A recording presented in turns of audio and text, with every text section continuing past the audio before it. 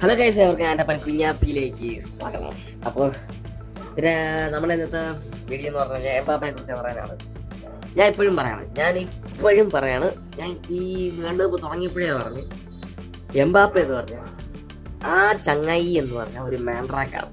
നിങ്ങൾ മനസ്സിലാക്കുക, എംബാപ്പയെ ഗോൾ അടിക്കുക അതടിക്കുമ്പോൾ ആകെ പറഞ്ഞ ഏറ്റവും വലിയൊരു മാൻട്രാക്കാണെന്ന് പറയും എംബാപ്പ. കാരണം വെച്ച് കഴിഞ്ഞാൽ ഇപ്പോൾ നമുക്ക് എംബാപ്പെ എന്താ പറയുക, ഒരു വേൾഡ് കപ്പ് അടിച്ചിട്ടുണ്ട്, അതുപോലെ തന്നെ ടൈറ്റിൽസ് ഒക്കെ എംബാപ്പെ അടിച്ചിട്ടുണ്ട്, ഞാൻ ഇല്ലെന്ന് പറയുന്നില്ല. പക്ഷേ Mbappe somehow recent Mbappe become ഒരു മെൻട്രാക്ക് ആയിട്ട് മാറിയാണ്. അവൻ വലിയ ഡിക്റ്റാക്ടറാണ് എന്നൊക്കെ മീംസ് ഒക്കെ കൊണ്ടുവച്ചിട്ടുണ്ട്, അങ്ങനെ വെച്ചിട്ടുണ്ട് ഒക്കെ. ഇറ്റ്സ് ഓക്കെ, മനസ്സിലായി. പക്ഷെ അങ്ങനെയല്ല, real life Mbappe he is not a mister World Cup. അപ്പം നിങ്ങളെല്ലാവരും അടിച്ചെന്ന് പറയാം, അടിച്ച കലക്കി അടിച്ച് പിടിച്ചു കൊല്ലും മിസ്റ്റർ വേൾഡ് കപ്പാണ് മറ്റന്നാണ് പറഞ്ഞത്. ഒരിക്കലും ഇല്ല. നോ എംബാപ്പെ അവരൊരു പക്ക മെൻട്രാക്കാണ്.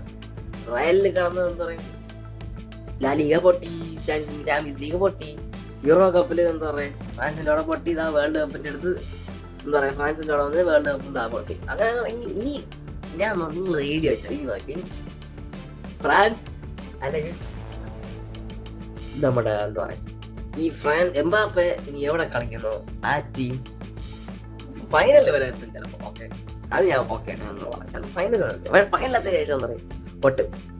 അതുപോലെയാണ് എംബാപ്പയുടെ പരിസ്ഥിതി. അപ്പോൾ ദാറ്റ്സ് ഇറ്റ്.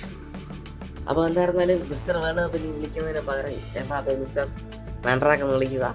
നമ്മുടെ ഭാഷ ഫാൻസ് റയലിൽ കളിക്കുമ്പോഴേ പറയും ഇപ്പം മാൻട്രാക്കാണ്, ഇവരെ വല്ലതും തൂക്കിയെടുത്ത് വല്ലതും കൊടുക്കാനായിട്ട് പറയും. പക്കാ മാൻട്രാക്കാണ് അവൻ.